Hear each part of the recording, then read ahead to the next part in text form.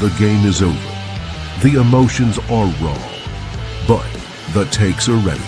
It's time for Postgame Live with Jared Stillman.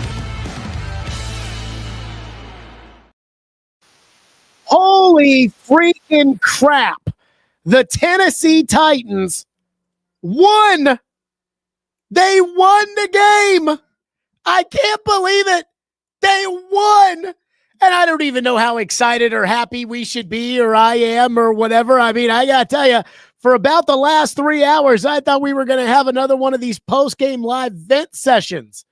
But apparently not, because they won the game somehow, some way, 22-21 in what was the craziest, most depressing first 3.5 quarters. And then again, for those keeping score at home, Rand Carthon, that's the ball bouncing your way. And some way, somehow, the Tennessee Titans win the game. And they go to, at this point in time, they go to 1-4 as opposed to what was absolutely going to be 0-5. Now, I'm just going to tell you, I'm setting it up right now so that we can get the Brian Callahan press conference. I got a feeling, guys, he's going to cry. I have a feeling that we're going to see some waterworks when it comes to Brian Callahan. And so, I don't know exactly what's going to happen, but we're going to keep our eye on the Titans and when they have the press conference for Callahan. So let me first talk about Hiller Plumbing, Heating, Cooling, and Electrical. We love them, presenting sponsor of Stillman & Company. Go check out Hiller Plumbing, Heating, Cooling, and Electrical here on the program. Get in on this. Now, the thing that's crazy about the NFL is that in pretty much every market, the way it works is most of these games, although there were a lot of blowouts today in the NFL, especially in the early window. But what happens in a lot of these games is this league is designed for all these games to come right down to the wire. Now, we haven't experienced that because the Titans don't take advantage of the socialist government that is the NFL, but these games all go right down to the wire. And the expectation is that it's all going to be a walk-off field goal here or a walk-off field goal there.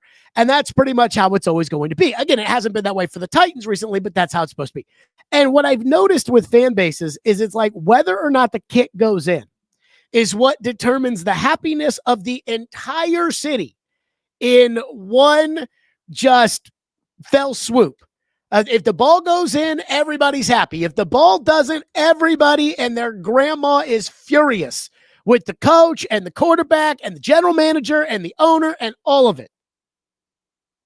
And that ball went through. Now,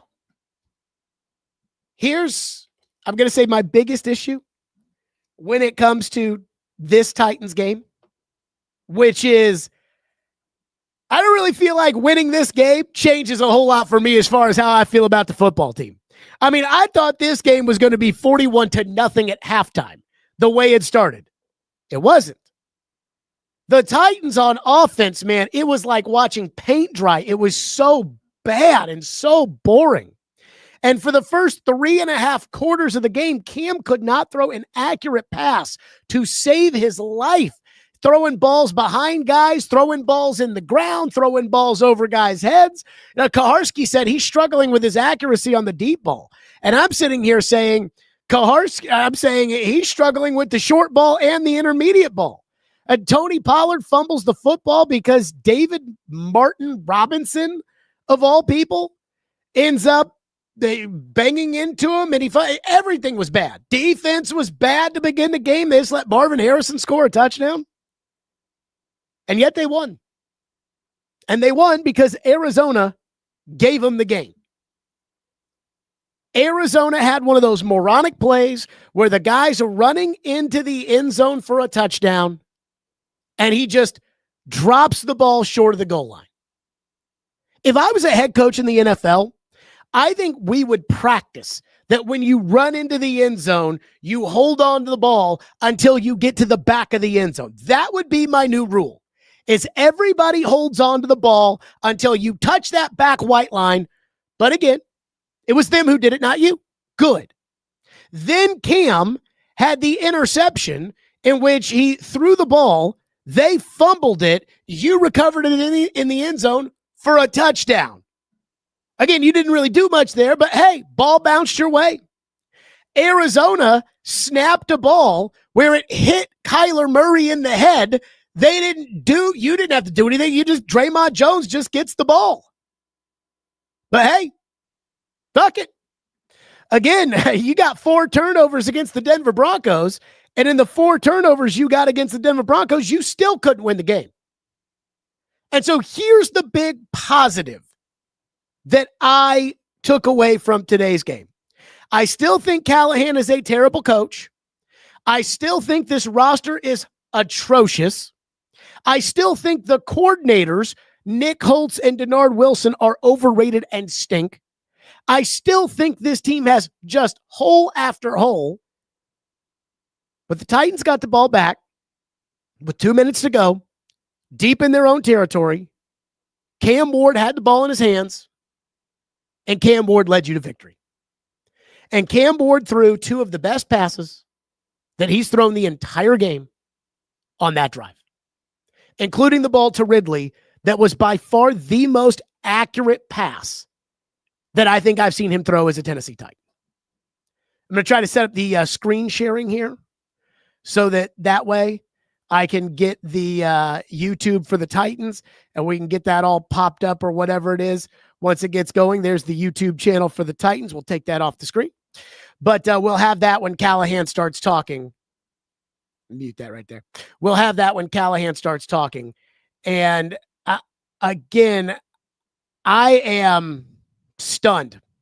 Just freaking stunned that they ended up winning the game. That doesn't really change how I feel about the football team. And it's crazy because I wrote down, okay, here are my takes like I did last week, where I'm like, all right, here are my takes from the game. And so my number one take from the game is I am freaking shocked that the Titans won that game. I mean, that felt like a painful, and I mean painful, football game to watch for the first 3.5 quarters. The fact that you scored a touchdown on an interception you threw shows you exactly, I guess, what it's got to take for the Titans to win a game.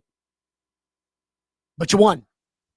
And in the NFL, all that matters is whether or not you win or whether or not you lose. If those things hadn't happened, well, you know what? We can say that about all the games Titans lose. If this hadn't happened, if they had another quarter, if everything else, whatever. You say whatever you want. Doesn't matter. Does not matter. And so I guess the first thing is, holy crap, I'm shocked. And I am having a hard time getting over just how freaking shocked I am about the fact that they won the game. But it doesn't really change how I feel about the Titans. And it doesn't really change at all how I feel about Brian Callahan. I still think Brian Callahan is a bozo of a coach. And I felt like this week, every time the Titans, they can't get lined up for kickoffs. There was one play where the Titans got a punt return, and I think Chimere Dike actually had a nice return, and the referee gets out there and says, there were 2 penalties on the play, both by the return team, and I'm like, yep, that figures. That sounds about right. That's tight all right there. And so, I mean, I still think Callahan's a total bozo, and I was wondering if they lost this game. If the game had trended the way it was trending the first 3.5 quarters, would Callahan have gotten fired tomorrow, even though Kaharski has come out and said they don't want to fire Callahan? They're not going to fire Callahan anytime soon. I really want to know, would they have fired Callahan if they had lost this game? Number 2, I don't know what to say about Cam.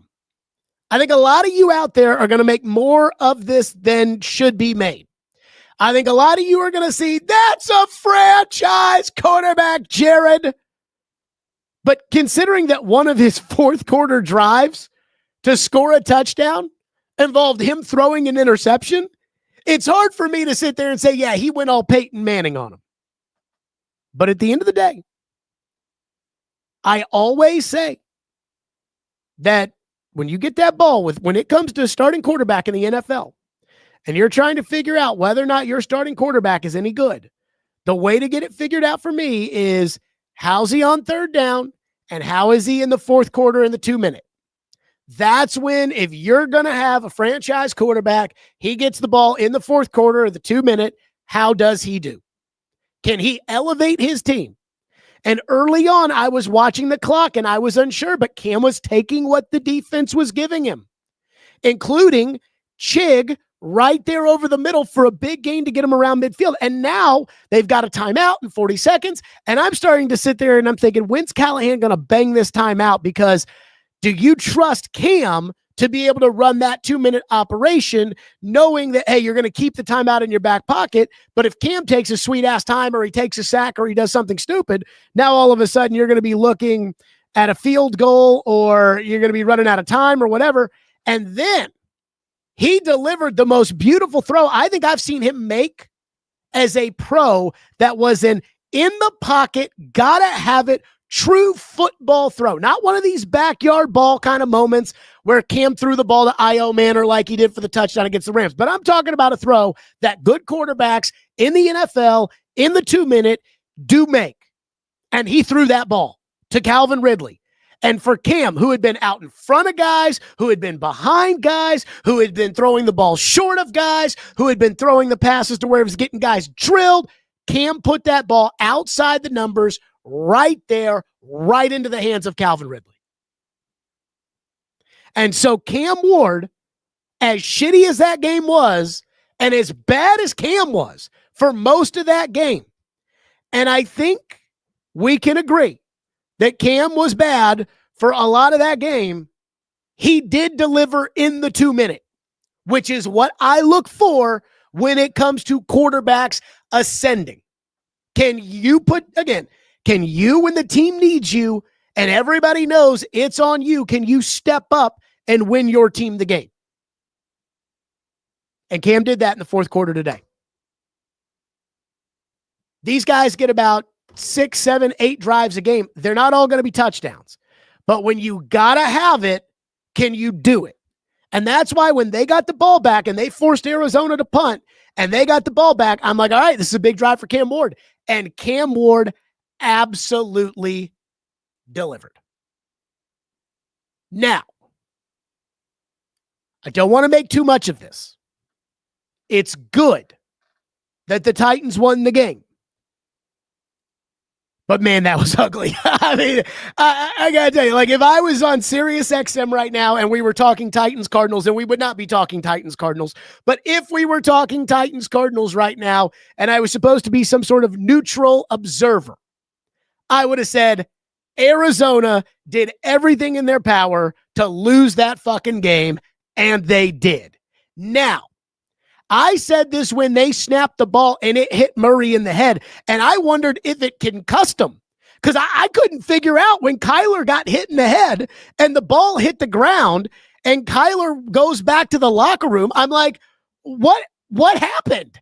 Like, he was totally healthy. The ball hits him in the head, and then after the ball hits him in the head, it's like, oh, well, now he's hurt. How? Because the ball hit him in the head? But again, when I saw that play, I said, this is why I can't take the Arizona Cardinals seriously. I cannot take them. I haven't had to take the Arizona Cardinals. None of us have had to take the Arizona Cardinals seriously for like the last, I want to say since like 2015 when Carson Palmer was the quarterback and Bruce Arians was the coach. So that's 10 years. In 10 years, we have not had to take the Arizona Cardinals seriously. And I saw the ball hit Murray in the head, and I'm like, I can't take this football team seriously. And that was when I still thought the Titans were going to lose this game 21-6. I mean, I wrote in my notes, when it was 21-6, it felt like it was 41-6. And I can't be the only person in the world who felt that way. And so when they snapped the ball into Murray's face, I said, well, this place is a clown show, but it's not going to matter because the Titans are so bad. And I'll be damned. And then that moron for Arizona dropping the ball before the end zone.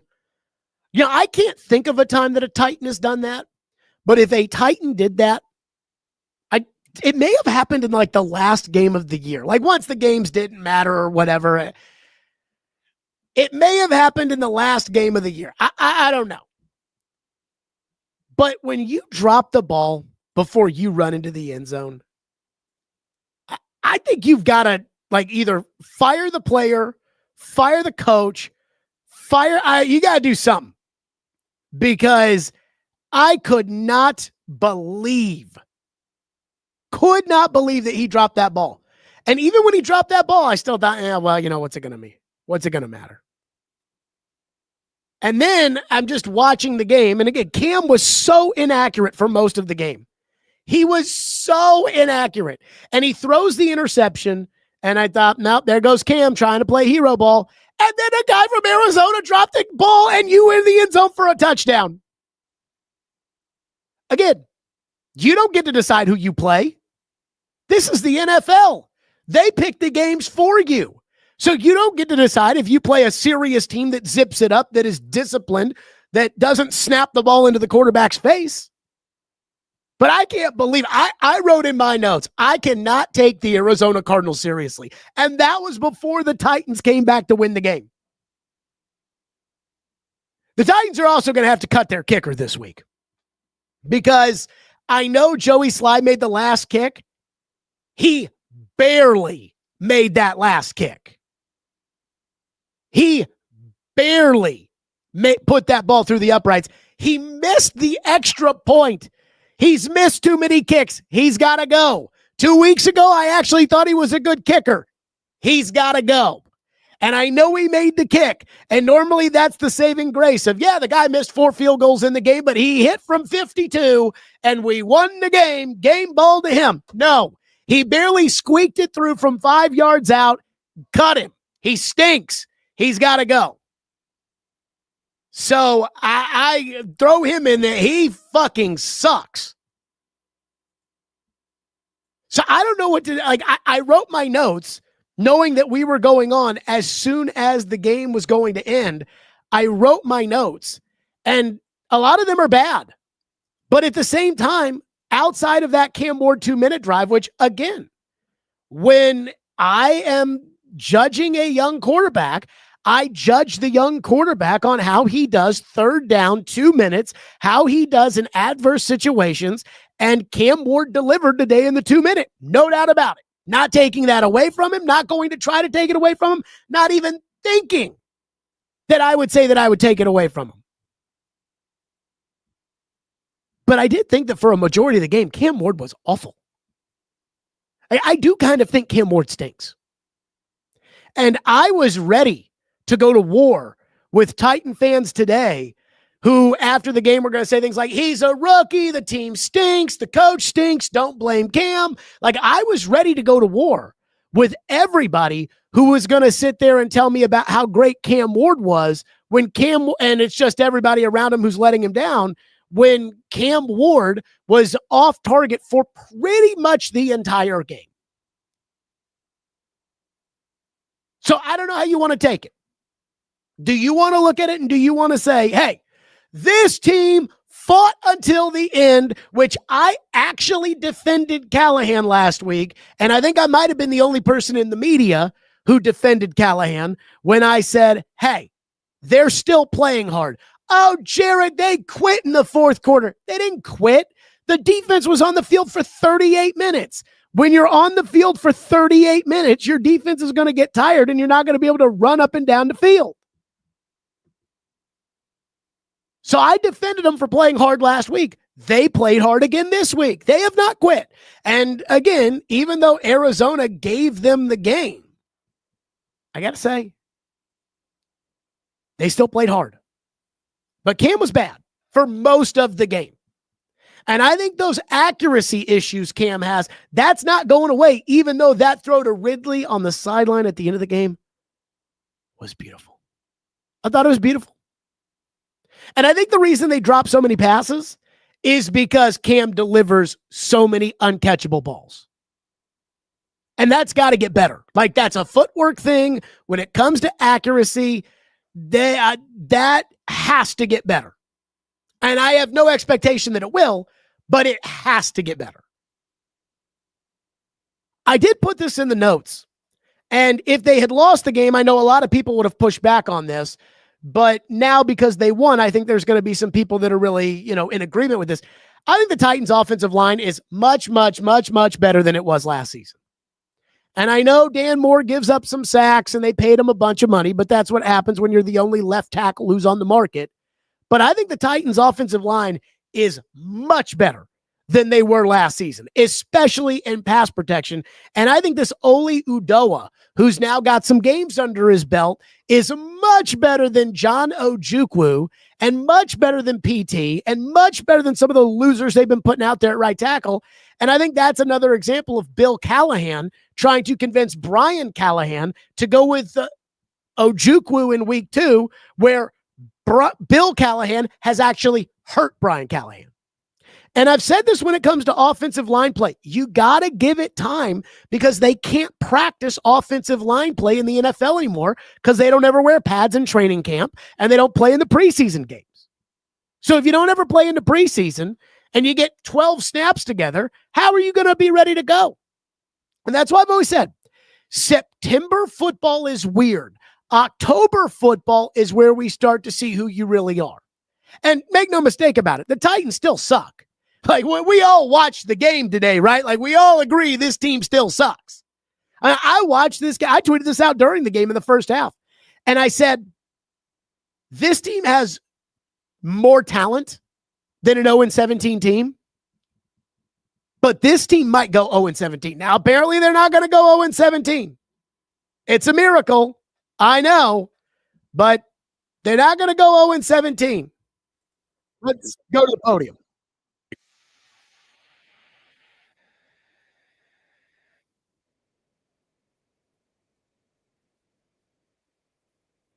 See. Not only the fumble on the goal line, but the interception that turned into a touchdown. How much did that help open the door for you guys to keep him on that? Yeah, I mean, it was everything in the game. I mean, those two plays, sometimes things just got to go your way sometimes. And we feel like haven't had a lot of that so far this year, haven't had a lot of bounces that have come in our favor. And sometimes you need that. And, it was really, though, I think the fumble out of the end zone was just I think the highlight is Snead's effort to go chase it down and be in the guy's body frame as he's crossing the goal line was awesome to see. And then, sometimes when a guy makes a pick and, fumbles the ball back to you, I mean, great, we'll take it. What do you say to the defense that how Ward gets the sack and that starts that whole series to get you guys the ball back? How long is Mike struggling? Yeah, I think that's the thing I love about the team, man. These guys, they play really hard for each other, and they knew that wasn't going to be perfect, and they knew that they had to play really good football for us to win the game. And they felt that we were struggling, and they didn't blink. They just played the next play and kept going, and they picked each other up, and they kept moving on the sideline. And that stuff is good to see, man. That's the mark of a team that's got the right makeup. And I've said that all along. We just haven't had much to show for it, but knowing the kind of game we were in, the struggles we had offensively, particularly in the first half, and even defensively, we struggled in the first quarter for sure. But they just kept fighting, and they just kept playing the next play and finding a way to get it done. And we just sort of kept chipping away at it at every turn we had. And the guys made plays when we needed them to. And I don't think we allowed a score in the second half. So really great effort in the second half defensively to calm it down.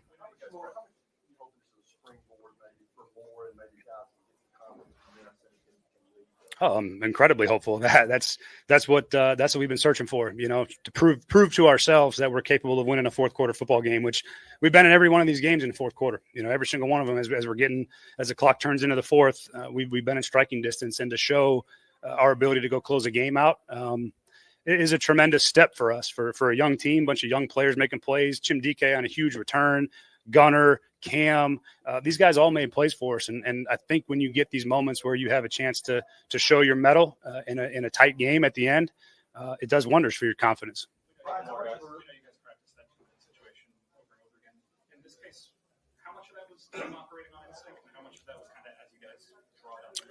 It was really well done. I think both schematically in the play selection and Cam's execution of it were spot on.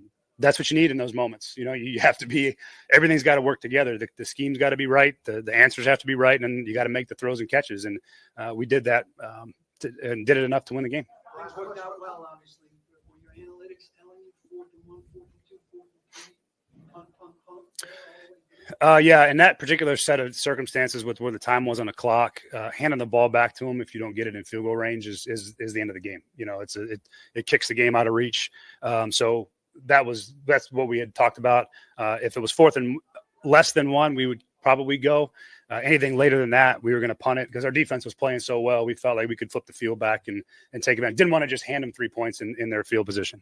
You were on the verge of an 11-game win streak would have been the worst in Titans history. How much of a relief is it? A losing streak. Losing streak, yeah. Thank you.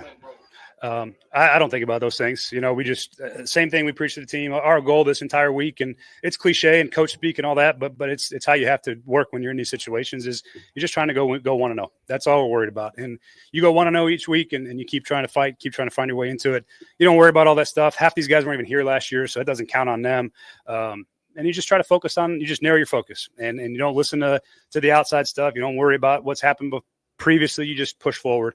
That guys do a great job of they just keep swinging, and we're gonna, you know, certainly isn't the end of the season by any stretch. We got a lot of football left to play, and we're gonna keep doing that. How much of a relief for you and the staff, coaching staff, if you guys work here like that? Yeah, I mean, it's for us just to be able to see our team come through and play that way and play with that kind of resilience and that kind of effort and make the plays needed to win the game is huge for us. You know, it's just like every loss. It's still one game. You know, it's still one game, and we got a lot of games left to play. But very, very proud of our staff. Very, very proud of the way that they've responded in the face of some adversity over the course of the early part of the season, and excited for what's to come. So we just keep trying to stack and keep moving forward. And you know, again, one win is one win, one loss is one loss, and we try to go out and win next week. Thanks, guys. Okay, so Brian Callahan, after the press conference was over, guys, I was with you in the YouTube chat. I mean, you guys thought, and I thought it too, I thought he was getting ready to cry. Like, I thought Brian Callahan was getting ready. There were a couple occasions with some of those questions where it felt like Brian Callahan was getting ready to cry. And I couldn't have been the only person who thought that he was going to cry. So I thought he was getting there, though. Like, I thought he was getting there. So that is kind of the first thing. As far as the postgame was concerned, I do love Callahan. God bless him. And look, Brian Callahan, in my opinion, is not cut out to be a head coach in the National Football League. That's just my opinion. And I think I said this all offseason long, and Titan fans got mad during the offseason when I kept talking about this, but I said Callahan's too nice. He does not have that bone in his body to hold people accountable. He can't be mean. He can't do it. And so he's up there and he's like, I mean, our defense did a great job in that game, and our defense didn't give up a score in the second half, and our defense, the way they were playing, your defense allowed them to go run down the field for a touchdown, and the guy just dropped the ball. I mean, let's just call it what it is. He dropped the ball. Oh, my God. Sam Darnold, what were you doing, baby? I just saw the game interception. Sam Darnold, by the way, lit it up and then threw that last interception. Sam had a great game, bad in the 2 minutes. Cam had a bad game, great in the 2 minute. Football, man.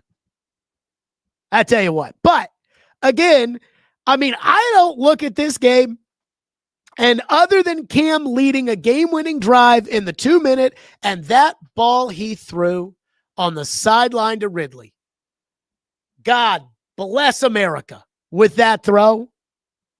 Other than that, there wasn't really anything he did that makes me feel like, oh, yeah, he's going to be a franchise quarterback. In fact, I think Cam, and I'm just going to say it because this was how I felt about 95% of the game, I think Cam kind of stinks right now. And I think there's a chance that Cam might just stink in general. That's just me. But he did. He was beautiful in that 2 minute drive for whatever that's worth. The distinguished gentleman, boy, he's got a lot to say. I was wondering as I was watching CBS go to commercial break after commercial break, I was wondering, not commercial breaks. when CBS kept going to my buddy Adam Shine in New York, and Adam Shine kept going, it's Sam Darnold again, his 4th touchdown of the day. I was like, oh, where's the distinguished gentleman? But hey, Sam didn't come through in the end. Cam came through in the end, and they won a game. But he says, how's that tight end one, Jared? Which one are you talking about? Helm or Chig? Because Chig did make some plays today. I mean, that one little play on the sideline where Chig juked out both defenders and cut it up. I kind of get frustrated whenever Chig makes a play like that because Chig, in the 4 years he's been on the Titans, has made plays where he shows off his athleticism, and you see that kind of play. An easy pitch and catch. Chig's in space, turns around, kind of does a little move on the defender, and as he does that move on the defender, Chig then cuts it up and gets you a first down. And it's like, that's a great move. That's a big gain.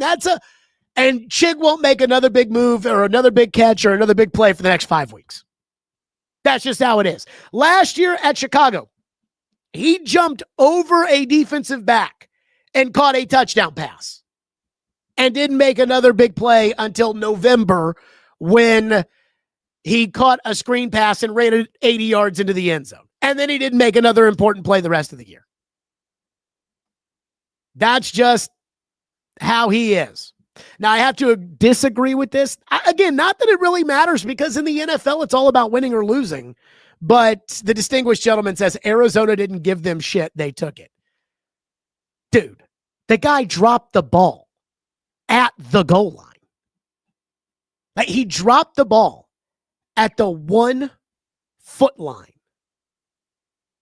You have to say, like, hey, Arizona fucked up. You have to admit it. And that's fine. Like, it doesn't matter. All that matters is whether or not you win. That's all that matters. I don't even know how these super chats work. This says this guy paid $2 to put this in here. So if he did, good for him. Again, I don't even know how it works. $2 though will get you on there. The Titans didn't deserve to win this. Agreed. But that's not how it works in the NFL.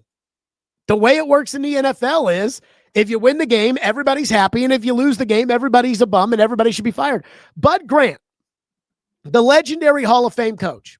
And this is one of the things, I think it's obvious if you listen to me that my biggest influence as far as football is concerned is Floyd Reese. Obviously. Worked together for 5 years. And again, that dude was general manager of the Titans when I was a little kid, and he was a good general manager. And so every day I come on, tell you, Floyd used to say, and Floyd said, and Floyd believed in those kind of things. Floyd's biggest influence in his football career, and he never told me this was his biggest influence, but I was around him enough to know that this was his biggest influence, was Bud Grant, the Hall of Fame coach from the Vikings. And Bud Grant used to say that coaching in the NFL is the best job in the world when you win, with the insinuation being that when you lose, it is the worst job in the world. And that's how this league works, is Arizona goes out there, fucks up a couple of times at the end of the game, you win. I mean, it would have been really depressing if Arizona had a ball, smack the guy in the face and fumble, had a guy drop the ball at the 1 yard line, had a guy drop a ball after he intercepts it, and then they still win the game. Then it would have been really hard to stomach. But in the NFL, nobody cares other than whether or not you win or lose. And the underlying stuff, that doesn't matter either. Holy smokes. Caleb says Snead did not knock it out. Yeah, I saw Callahan in the post-game press conference was sitting there and he was like, great job by Legarius to go chase him down to force that fumble. Legarius didn't force the fumble. The guy wanting to celebrate his touchdown forced the fumble. And that's why, if I was a coach in the NFL, starting tomorrow at practice, well, I guess we don't practice on Mondays, but starting Wednesday at practice, I would tell everybody, we're going to have a drill where everybody, including linemen, everybody's getting in this.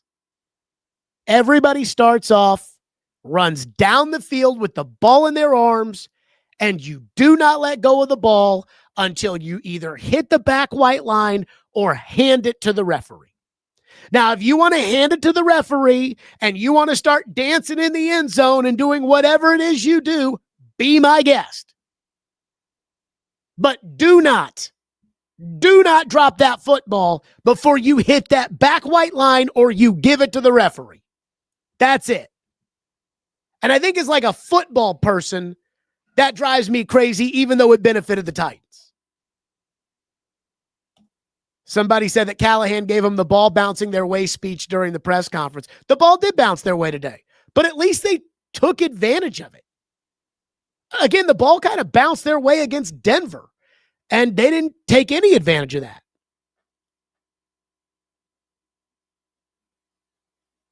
One person says, give credit where credit is due, jackass. Did I not give credit? Again, what credit do we want? To me, this was a game where I tweeted this out during the game, like during the second half of a game that they won. And I said, this might be the most depressed I've been as a Titan fan. Watching that game, said this must be the most I'm depressed as a Titan fan since the Ryan Tannehill 3 interceptions against the Bengals. And after the game was over, that Cincinnati game, I'm not sure that I'm not sure I've ever actually told the whole story. I mean, I've told people that when Evan McPherson made the field goal, I was at the game with 3 of my friends, and I just walked out and left the stadium. Like, I didn't even say goodbye to my friends. I didn't. Ball went through the uprights. I went and hit it to the exits. And I drove home after the game. They lost to Cincy. And as I was driving home after the game, I stopped my favorite restaurant in Green Hills,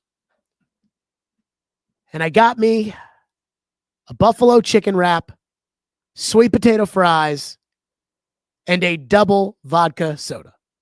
I'm not much of a drinker, so for me, vodka water, vodka soda, vodka Sprite, something like that. And I knocked down the 2 double vodka sodas or whatever. I crushed the chicken wrap. And then I was on the phone with my girlfriend at the time who was working or whatever. And we were just talking about the game. And I was like, I just hate the Titans. Like, it was like I hated the fact that I let the Titans affect my heart as much as they affect my heart. And over the last couple of years, I've hated how bad they've been. But they get their asses kicked and it didn't really bother me. And I wasn't really all that depressed by it. And I'm watching the game and I'm watching Cam throw the ball into the ground and throw the ball over guys' heads and throw the ball, at hitting guys at the tips of their fingertips. And he missed a throw to Julius Chestnut that I'm watching. I'm like, oh God. Oh. And I know you're stuck with Cam for the next couple of years. The guy's not accurate. He's got a terrible coach. There's no Brinker, Borgonzi, any hope they're going to get him a good coach. I'm like, oh, God. So I know this team's going to be fucking shitty for the next however long. Simmons is at the podium? Why is Simmons at the podium? Simmons is playing great, but we're going to keep telling the story. And so I'm like watching this game and I'm like, oh, my God, there's no way out of this. So when they decided to let go of Vrabel, which again, I was fine with. I don't think Vrabel's that good of a coach. And I heard some stuff about Vrabel. I'm just going to leave it at that. I heard some stuff about Vrabel when he was here that if you guys knew, you go nuts. But that's, again, is what it is. But I'm like, okay, blow it up. Get an experienced football guy in here. You got the 7th pick in the draft. Maybe you've got a young quarterback. Who knows? Let's try to build the team and go from there. Nope. Let Rand cook. Then after they screwed that up, it's like, okay, blow it up, get an experienced football guy in here, trade the picks, build the roster. Whatever. Nope. Take the quarterback. Brinker's in charge. He hires Borgonzi. Callahan stays. And now it's like, great. So now you're going to fire Callahan and Chad Brinker is going to hire a coach. And who knows what Borgonzi does. And everything else is just, I've got to say, just a train wreck. And here's Cam, and I know Cam's not accurate, and I know that they're not getting any better as far as Cam's accuracy is concerned. They're not getting Cam better coaching. They're not getting Cam better players. It's not going to happen. It is what it is. So I was freaking depressed. I was sitting there thinking like, God, if this team is ever going to get out of this rut, it's still 2 or 3 years away. And I'm not talking about like to the playoffs. They should be competing for the playoffs next year. It does not take long to rebuild a football team in the NFL. Denver, who was as left for dog shit dead as any team that year that they acquired Russell Wilson. They made the playoffs last year. They just went on the road and beat the Eagles. I'm sitting here and I'm like, oh. And then they found a way to win the game. And so as depressed as I was, and a lot of you can say like, well, we won the game, Jared. Right. But you know how depressed you were watching the game today too. That doesn't just go away just because you won miraculously. But it is nice to win. Zane says, Vrabel not a good coach is a terrible take. I never said Vrabel wasn't a good coach. I said, I don't think Vrabel is that good. I think Vrabel is a good coach. I do not think Vrabel is a great coach. And everybody around the country seems to think that Mike Vrabel invented the Titans. And the only reason that the Titans ever had any success ever was because they were lucky enough to have Mike Vrabel as their coach. And that's just not true. The Titans had 2 winning seasons before Vrabel showed up. They were in the divisional round of the playoffs. Sit here and tell me about how great of a coach Vrabel is. Vrabel won 6 games his last year. Whoa. Granted, 6 is probably more than the Titans are going to win now, but I think Vrabel's a good coach. I don't think Vrabel is transcendent. And again, I'll just leave it at this. I heard some things about Vrabel when he was the coach that if you heard him, you'd be like, oh, that guy's an idiot. But I'll leave it at that. Duke says that 2-minute drill was a guy test for Cam. He passed it with flying colors. It was a big moment. It was a big moment. It was a big, I don't know why Simmons is talking at the podium, but I say screw it. I say we go to Simmons and see what he has to say. Show guys that, we can win in this league. Even when we down 6-21 going into the fourth quarter, nobody stopped believing. We kept believing with each other, make sure we believe in each other, and everyone was going to do their job when it really mattered. I think that's what we talk about, that blind trust. And, our guy Primo was in there. I've been watching his documentary with the, them flying and whatnot. And, just that blind trust that everyone's going to do their job, especially in the fourth quarter.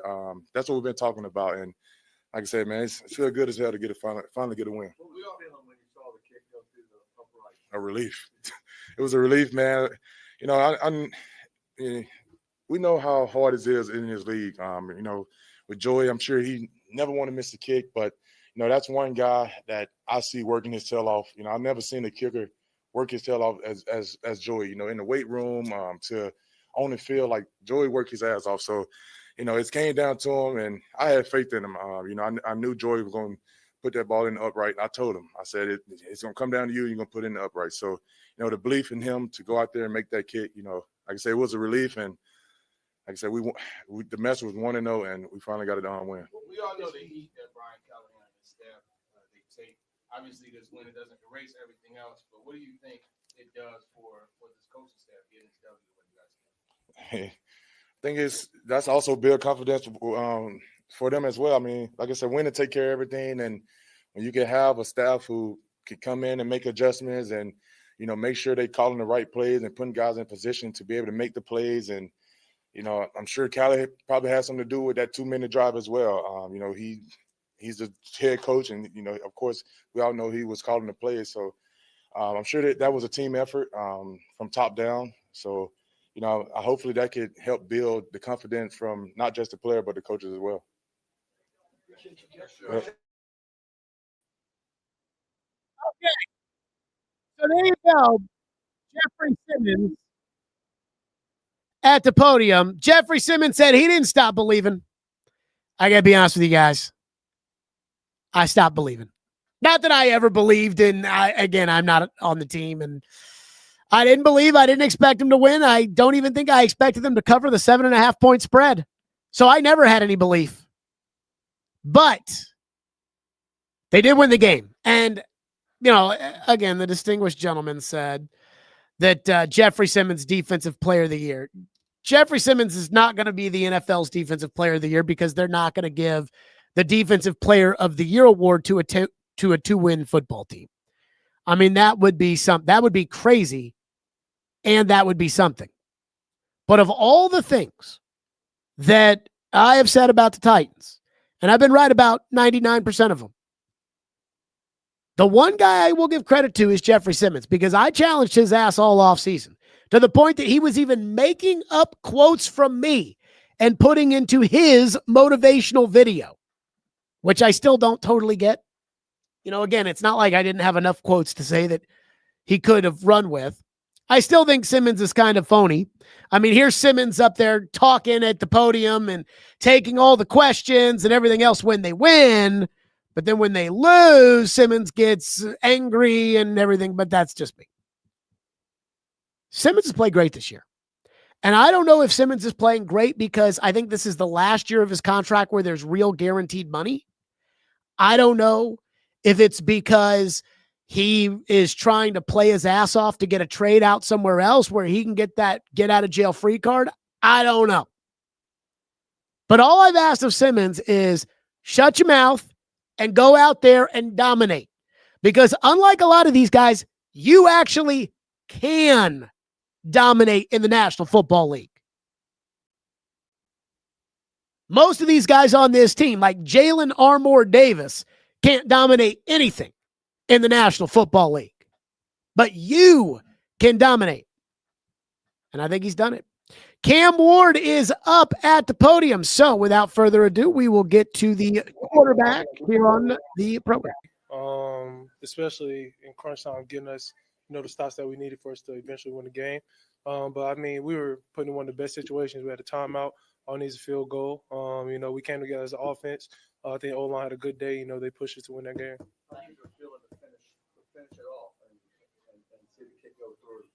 It felt good. A win, especially for my first one in a game like that. It's a big time win. But I think the biggest thing is just we got to continue to build off of it. We got to continue to attack the week the right way. And try to get a win next week. For you personally to come back when it mattered, after a bit of a tough start, come back and play the way you did, like how big is that for you personally? It's really not that big to me, honestly. I played well previously in my career. I just got to be consistent at it. I think the second half I really saw the field better in terms of just getting the ball out, letting my guys make plays. And I think Chig and Gunner, the Titans, they did that along with the receiving corps. Was there something that made you see the field better, like an adjustment or anything like that? There really was an adjustment from the first half to the second half and far of what they were giving me from the coverage-wise. It's really me of more just putting the ball in play. They give it to me now. If the corner is back, I need to put the ball in play, let them make a play. Coach said he or somebody told you at the half just to see it. Did they help you change your mindset at all at halftime with the advice? It wasn't really changing my mindset. It was more of me actually doing it. And I've seen it the same way they see it for the past couple of games in terms of just letting my guys make plays. And I think this was actually the first time I did that and ended up paying off for it. So it's just the games you play, the more you get experience with it, the more you get to learn your guys. And that's why we were able to win this game.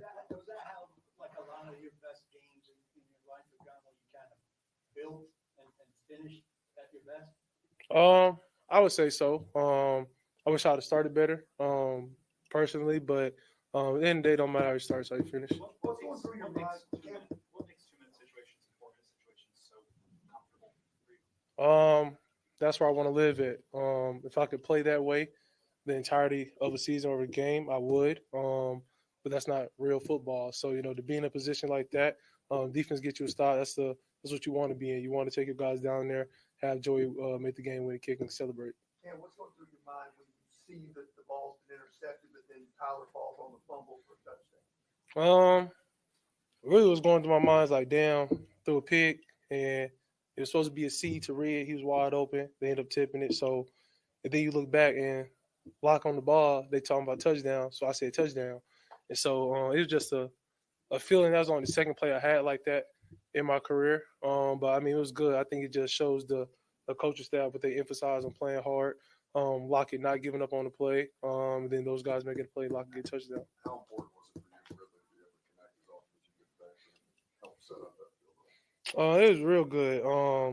It was just good that we finally did it in the game. We did it all off season, but now we finally seen eye to eye in the game.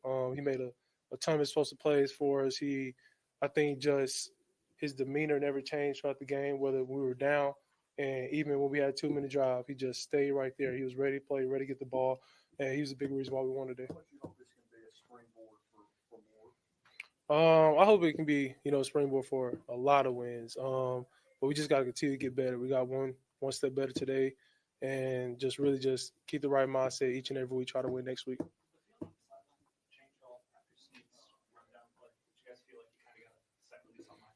Oh yeah, for sure. And I think that just sparked it. Him not giving up, even when they gave an explosive run on a key down like that. Them boys, they never gave up. They were a reason why we were in this game the whole time. They also were the reason we won the game today. What does this win say for Brian Callahan? Obviously, the pressure and the ridicule that he's under after the force.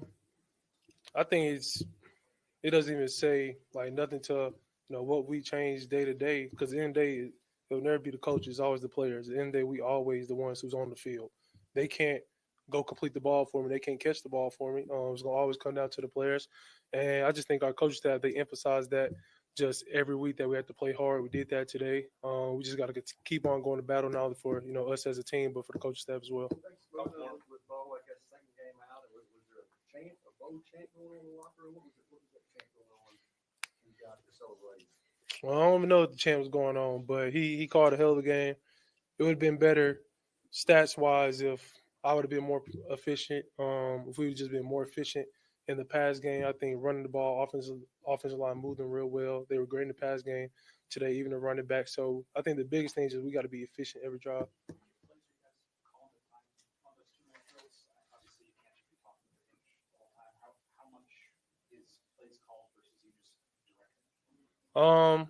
Really every play is called. It just comes down if I want to check it or not. And then I would say just us executing. He called plays that we repped 100 times through OTAs to training camp, and they worked for us. I wish I'd have had Chim back on one of the plays. I missed him wide through the middle, ended up checking it down. But I just think that's just something that, we got to get better at. You're always the same as us, and we know you're a level guy. But once you got in there, when you've got those 10 minutes at least before the doors open and stuff, did you celebrate in a different way? It's your first win. Obviously, this team's had a tough time, and the comeback was pretty dramatic. I mean, can you share with us a little bit behind the scenes of how excited you let yourself be over? Me and my man, Coach Nick, was right. He lost his voice today. He was so happy. But I think that was the biggest one, just seeing him. He stuck to it.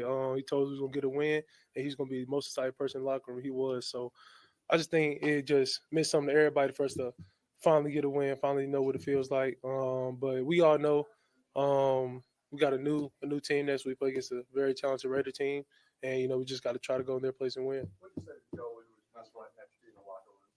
Who? Joey.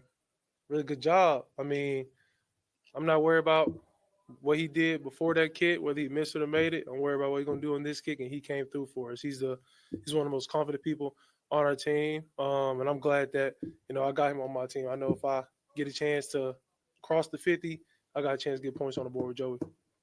Thanks a lot. Thanks, Cam. Okay, there you go. That was Cam Ward at the podium here on Post Game Live. First, and we will get to your reaction here as well. We continue as the Titans finally win a game on Post Game Live. We have not done Post Game Live after the Titans win a game. We have not done Titans Monday tomorrow after the Titans win a game.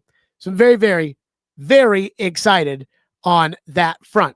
Okay, first, let me tell you about Hiller Plumbing, Heating, Cooling, and Electrical. Actually, first, let me tell everybody, like and subscribe.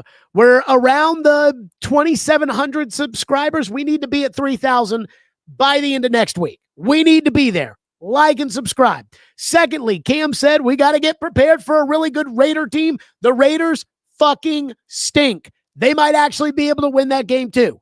And third, Hiller Plumbing, Heating, Cooling, and Electrical. They are the presenting sponsor of the all-new Stillman & Company program. Hiller Plumbing, Heating, Cooling, and Electrical, been in business since 1990. Family-owned and operated. They take great care of my home. They can do the exact same for you. 100% satisfaction. If happy you'll be, the service is free. If a customer is not pleased with the work performed, they will make it right. Learn more at happyhiller.com. Professional, experienced, trustworthy technicians come into your home and leave it clean and better than they found it. Care is their core value. They believe that when they care about others, everybody wins. They'll take care of the customer on every job, every time. And I know that because I use Hiller. That's Hiller. Proud supporters of the Nashville Predators, the Vanderbilt Commodores, and the Tennessee Volunteers. Hiller Plumbing, Heating, Cooling, and Electrical. Call the Happy Face truck today. Okay. Couple of thoughts here on Postgame Live, just to kind of sum everything up. Number one, at the end of the day, the only thing that matters in the NFL is whether or not you won or whether or not you lost. Style points do not matter. And yes, I think when you have a good football team, you can watch trends with your football team when they win and say, yes, they won, but. Yes, they won, but they turned it over 3 times. Yes, they won, but they let a crappy team hang around with them. Well, the Tennessee Titans are not a good football team right now. So I don't do any of this. Well, they won, but Arizona completely, totally crapped the game away. So take that away from them. I'm not doing that. They won the game. And it's the first time they've won a game since November. Now, I do worry that we're going to regret them winning this game. Big picture when it comes time for the draft, because the Jets may be as equally hopeless as you. But I digress. Number 2. While I am not taking away from the win, because, again, this is the NFL, and all that matters in the NFL is winning and losing, Arizona completely crapped that game away.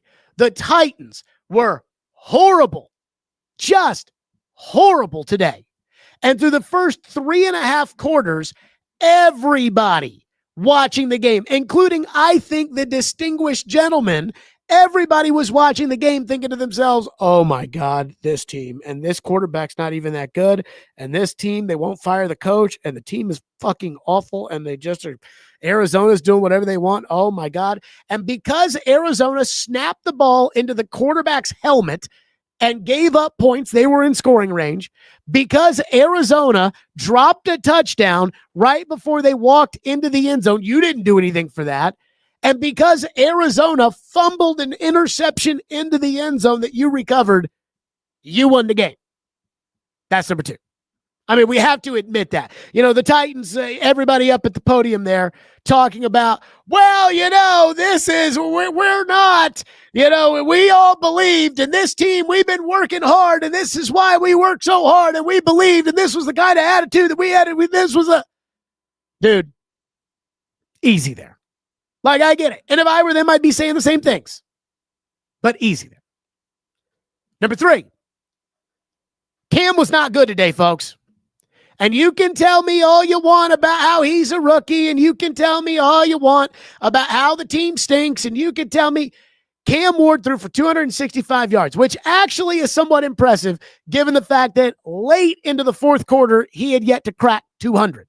And that was by far the most amount of yards he's thrown in a game. 219, I believe, against the Colts was his season high. So 265 is significantly better. Still did not average 7 yards an attempt. Cam Ward had a quarterback rating of 64.6. That's still not good. So I know. Cam won the game, and that's great. And you're going to sit there and say, that's my quarterback, and we've got a franchise guy. Jared, did you see the end of the game? Cam's got to be better for the whole game. And Cam was not good. Again, the accuracy is a problem. And the accuracy is a problem because his footwork is terrible. And his mechanics and footwork are not getting any better at all. And again, I think the reason they drop so many passes is because Cam is so inaccurate. Balls out wide, balls behind. There was one to Lockett on third down where Spiro Ditas was just dogging Lockett. And I'm like, Lockett had to jump in the air and try to turn around to catch it. He had multiple guys open down the field where he overshot them. His accuracy is awful. I went to one training camp practice, and at the one training camp practice, I watched Cam throw the ball, and I'm like, his accuracy reminds me of Blake Bortles. So before you get all in your feels about how great Cam is and about how great, Cam was not very good today. That's number 3. Number 4, the most important thing when it comes to young quarterbacks and judging whether or not they can do this is how they perform on third down and in the 2-minute drill. And in the 2-minute drill today, for the first time in Cam Ward's career, where he actually had a 2-minute drill, where it wasn't from the 1-yard line like the Denver game, or it wasn't, hey, we're going to be really conservative and kick a field goal like the Rams game. But for the first time, when Cam Ward got the ball at the end of the game with a, hey, man, we're not going to be able to run the ball. Hey, man, we're not going to be able to dial it. You're going to have to stand in there. You're going to have to be able to get the ball down the field. You got to move it one way or another. Cam absolutely delivered. Absolutely delivered. I was wowed by the 2-minute drill. And like I said, when I'm judging young players, that's the kind of stuff I judge. 11 plays, 71 yards, 153 off the clock. And again, it wasn't like, hey, Cam hit that one pass. It was a 3-yard pass, a 4-yard pass, a 6-yard pass, first down, an incompletion. The key play before the Ridley throw, which was awesome, was a 16-yarder over the middle to Chig. And I am watching the game and managing the clock, and I see the one time out there, and I'm like, okay, they complete that pass to Chig with about 44 seconds on the clock. I'm like, do you bang the timeout? The next play, they don't bang the timeout. I know Callahan's keeping that in his back pocket because he's going to want to use it in case he needs it for a field goal. With a veteran quarterback, I would have used the timeout at 44, and I would have basically told the veteran quarterback, hey, man, now you've got the sideline, or you've got one over the middle, and you got a spike. And I'm sitting there, spike, spike, spike. They come to the line, and then he hits Ridley for 38 yards down the sideline. And at that point now, you're at the Arizona 15. You're in the driver's seat. That was an excellent 2-minute drill. And when it comes to young quarterbacks, what I always say is, how do you do on third down, and how do you do in the 2-minute? And so Cam was not very good in third down today, but he was awesome in the 2-minute. And you got to give him that. Number 4. Or actually, I think that was number 4. Number 5, the Titans' offensive line is much better than they were last year. As much bitching as was done when they signed Dan Moore, because PFF said Dan Moore wasn't that good. And again, I kept saying, look, Dan Moore is a starting left tackle in the NFL. And a starting left tackle that gets to free agency in the NFL is going to cost you $25 million. And I know he's a starting left tackle because he started at left tackle for a team that made the playoffs 3 out of the 4 years that he started at left tackle. So that is a starting left tackle on a playoff caliber team, like it or not. And right away, the Titans weren't good. And people are like, oh, God, they stink again. The line sucks. Bill Callahan, terrible. Oh, God, Jared. And I'm like, guys, you knew this was going to happen. Because in the NFL, nobody practices anymore. And so the only real practice that NFL teams have are the joint practices they do. So that's 2 days out of training camp or the 3 preseason games. And the Titans were not going to put their starting offensive line out there to play for 3 quarters in a preseason game because nobody does that in the NFL anymore. It's not what they do. And the reason I say this is because I knew it was going to be a process. Then J.C. Latham goes out. Well, the offensive line today, and I know Arizona is certainly not the Houston Texans when it comes to the number 3 pick in the draft at edge rusher and Jonathan Grenard at $19 million as the other edge rusher, or the LA Rams with Jared Verse, or the Denver Broncos with Nick Bonito. But the offensive line gave Cam a chance today. The offensive line I thought was very good. They're not going to be very good on every play, but I thought they were very good. And I thought that Oli Udoa played exactly the way that you want a swing backup tackle to play. And it makes the decision to go with John Ojukwu even more questionable in week 2, but the offensive line I thought improved. What's amazing about football, especially this game, is when it was 21-6, it felt to me, and just judging by a lot of your reactions on Twitter, it kind of felt to everybody else like it was 41-6. And I can't be the only person in the world who felt that way. And then you got the gift of the touchdown where they fumbled the ball and you picked it up, and it's like, okay, now you're there. Number 7, Jeffrey Simmons continues to play his ass off.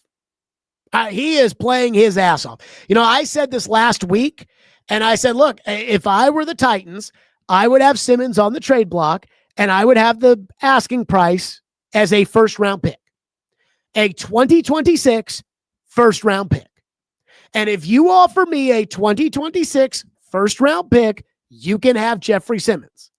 And everyone's like, well, he's not going to get a first-round pick. I don't know that or not. Again, you have to call the other 31 teams, or the other 31 teams have to call you. I mean, you have to see if somebody's going to do that or not.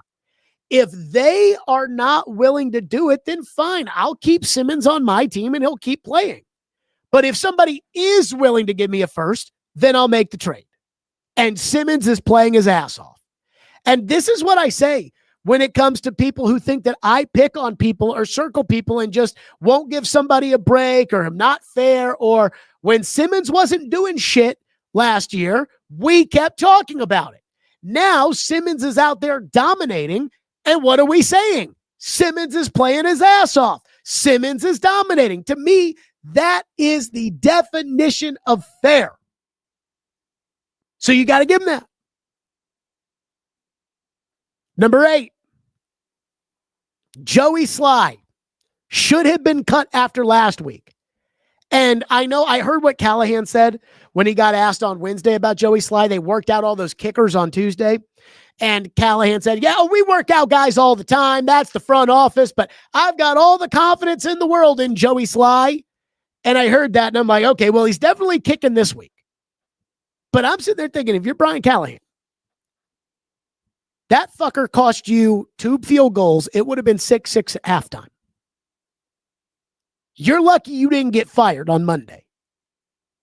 In a lot of other organizations in the NFL, I think you would have gotten fired. And you, again, can thank a lot of people, including yourself, for that, but the kicker's not doing you a favor. And you're going to keep him? And then he misses the PAT? And then that game-winning kick, it barely went into the uprights. They should have cut him last week. They've got to cut him this week. And I'm saying this as advice. I'm like, Brian Callahan, do this for yourself and cut the kicker. Number 9, I cannot take Arizona seriously at all. I just can't. And I felt that way when they were up 21-6 and they snapped the ball to Kyler's head. And I was like, see, this is why I think Arizona's such a goofy ass team. And Arizona's kind of like the Titans. They're one of those forgettable franchises. Like, I'm surprised Beth Mowins didn't call this game, but they're one of those franchises that, like, if I didn't watch if I went an entire season without watching Arizona play one time, I'd be fine with that. I can't take them seriously. And Monty Ossenfort, who's the general manager in Arizona, who was on J-Rob's staff with the Titans, and they interviewed him for the GM job when they hired Rand Carthon, he's done a solid job. That's not a bad team. But number 1, Marvin Harrison Jr., he looks like a bust. For what he was supposed to be, he looks like a bust outside of that first catch of the game. And number 2, I cannot take Arizona seriously. Like, it's one thing when you're not very good. and you're rebuilding a team but the amount of boneheaded shit they're doing 3 years into a rebuild is, I can't, I'm shocked by it. So I can't take them seriously. And then these were my notes before the game ended. I wrote Sam fucking Darnold, because every time they went to commercial or they went to New York for a game break, it was about another touchdown Sam Darnold threw, and Cam was stinking it up. So Cam stinks it up for 3.5 quarters. I mean, again, the touchdown that essentially tied the game or made it a real ball game, that touchdown was a fumble by Arizona on a Cam interception. And then Cam is beautiful in the 2-minute. And then Sam Darnold throws for 350 yards and 4 touchdowns. And I mean, just amazing, threading the needle. And then he goes out there and throws an interception at the end of the game. They lose. It's amazing how this sport works. I'll still go with Darnold and the picks over Ward, because I still think Ward's not going to be very good. I'm happy Cam did what he did, but I still think Cam's not very good. I don't think he's accurate. I don't think that's going to improve. So you do your thing, but you guys be happy. But again, I'm just not there. But that was kind of my last takeaway. So with that, let's get to some of your reaction here on Postgame Live. Berm says, leave it to Jared not to allow us to enjoy the win. First of all, you people out there did not enjoy the win until the end of the game anyways. I mean, hey, they won the game, and that's better than losing. But if you're going to be like Brian Callahan and you're going to be like, this shows that we never quit and that we took that, they didn't give us anything, and our defense stepped up, and it's like, dude, the guy dropped the ball at the 1-yard line, and you don't admit that? Like, okay, fine. Go live off in fantasy land, and you'll probably lose to the Raiders next week, and it'll probably be the same thing, just delayed and whatever. But enjoy the win, because for once, you're not a total embarrassment. And there is a team out there, the New York Jets, who have a worse record than you. Jonah says, Arizona definitely didn't do anything in the first quarter, but as soon as the doink off the head of Kyler, the momentum shifted. I don't know if it was the doink off the head of Kyler, which again, that whole sequence where Kyler went to the locker room, that was still weird, because they're like, yeah, it's a leg injury, he's questionable. He didn't do anything on that play. But I digress. I don't think that was the moment it changed. I think the moment it changed was the interception touchdown. For me, that was kind of when it changed. Did the Titans score the touchdown after the ball hit? No. It changed when the guy ran into the end zone, dropped the ball. He dropped the ball. Again, it's going to be 28-6 in the fourth quarter. The game's over. He drops the ball. You get the ball. You move right down the field, score touchdown. That's when the momentum shifted. And then, again, you throw an interception and recover a fumble. That's wild. But I don't think it was the doink off of Kyler's head.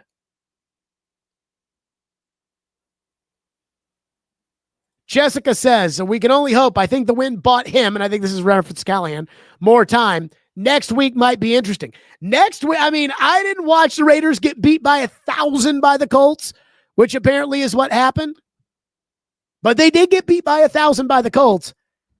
I don't know, like, should you win the Raider game? Are the Raiders that bad? I mean, Brock Bowers is hurt, and apparently he's not getting much better, and the Raiders kind of stink. Like, again, I think that Callahan is now safe until the week after the Vrabel game for sure. Because you're not going to fire him after you win a game. And you're not going to fire him before you play Mike Vrabel.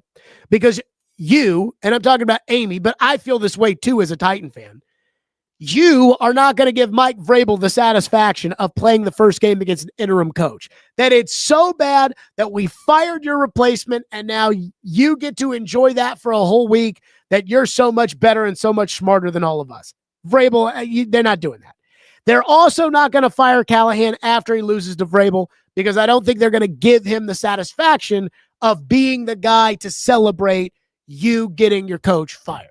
So I think he's safe until the week after the Vrabel game. And I don't even know what game that is. I mean, I thought they were playing the Raiders this week until I was like, no, Cardinals, then Raiders. So that would be the Chargers. So Callahan is safe. Wait, no, it's not the Chargers. That would be the Colts. So Callahan is really safe until October 27th. So at least he's got 20 more days. Good for him. Shaker says, we got lucky. We still ass. I would agree with that. But again, the Titans don't do a lot of winning around here. So I do think that we should at least enjoy it a little bit. Neil says Sam Darnold was a stud today, can't play defense. Yes, but in a 35-all game, Sam's got the ball with 2 minutes to go. Sam needs to at least get that game to overtime, but he probably needs to win it.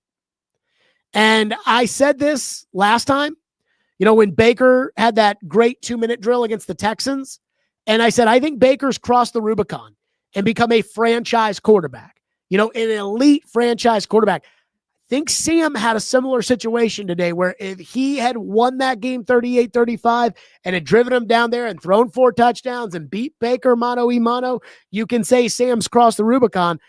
I don't think Sam's crossed the Rubicon yet. And I think that's an example today. One person says, fire everyone in the Cardinals organization. Again, that's not my problem. That's Arizona's business, I guess. That's a tough game, man, for Jonathan Gannon. That's a tough game to lose. And I think it's probably easier when you're the Arizona coach and that happens than, say, being the Dallas Cowboy coach or the New York Giants coach and dealing with that. But when you're the head coach and your team, you're dropping the ball short of the goal line, you're snapping the ball into your quarterback's helmet. Now he's got to go back into the locker room. That's embarrassing. And that's tough to accept. So, again, that's their business, not mine. This is year 3 for Monty Ossenfort and Jonathan Gannon. And don't you want to see some progress by year 3? And right now you're 2-3, and you just lost to the shitty Titans. Ugh. Kelsey said, Cam's 2-minute flash was the flash I had hoped to eventually see. Not counting on it, but very happy to see it. Very happy to see it. Very happy to watch him manage the game as far as the clock was concerned there at the end. Very happy with the throw to Chig over the middle. He was taking what the defense was giving him in the 2-minute, and then the throw he had to make, the throw that they're not going to let you make, the throw that they're guarding against. He threw that ball on the sideline to set up the field goal. Beautiful. I agree. If you are a Titan fan, as bad as Cam was for a majority of that game, that is the play. That is the drive you want to see. That, if you want to have hope that this guy is not going to be a bust, and I still think he's going to be a bust, but if you want to believe that he is not going to be a bust in the National Football League, that drive and that throw to Ridley is what should give you hope. That is what should give you hope. So I'll give him that. I mean, that was a beautiful drive. Wayne says Cam plays hard all the time. The Titans play hard all the time. I kept saying that last week.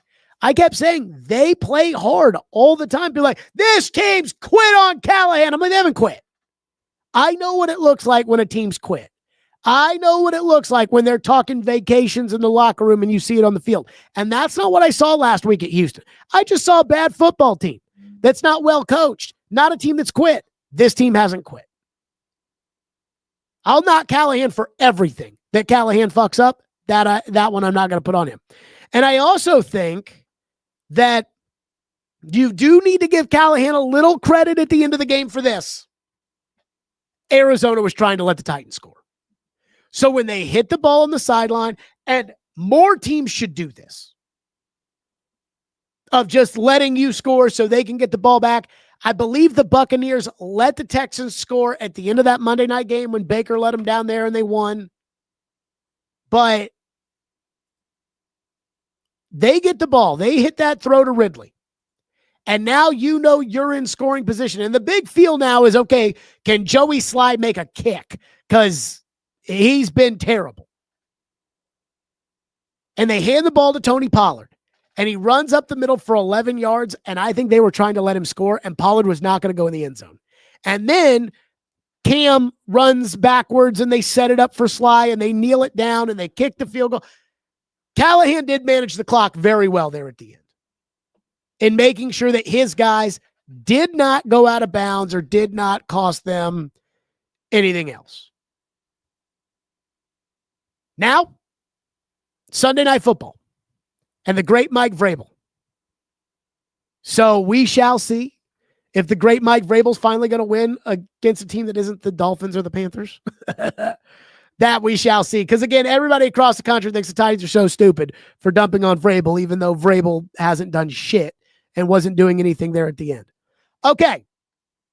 We'll be back live tomorrow at 2 o'clock. Let me say this. Subscribe, please, to the program. Subscribe wherever you get your podcast. If you're listening to this on the podcast front, subscribe on YouTube at Stillman & Co. It is free to subscribe. It is free to like. It is great. We are at the 2,700 subscribers, or at least we were going into today. Let's get that up to 3,000. Again, the numbers for Postgame Live are off the chain. We'll be back next week for Postgame Live, but get the subscribers up there. Please like and subscribe.